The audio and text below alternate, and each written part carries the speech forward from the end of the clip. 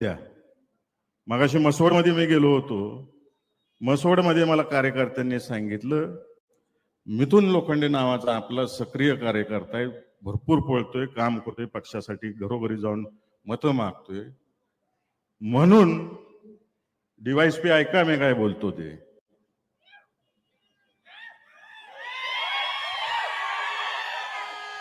त्याच्या घरी काल 40 पोलीस घेऊन धाड मारली रात्री 12 वाजता.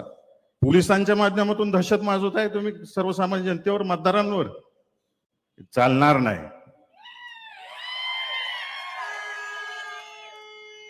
काल बिदालमध्ये आपल्या एका कार्यकर्त्याला मारहाण झाली. 48 तास लागले तुम्हाला गुन्हा दाखल करायला. तुम्ही इथल्या जनतेचे नोकर आहात एवढं लक्षात ठेवा. कुणाचे खासगी नोकर नाही आहे तुम्ही.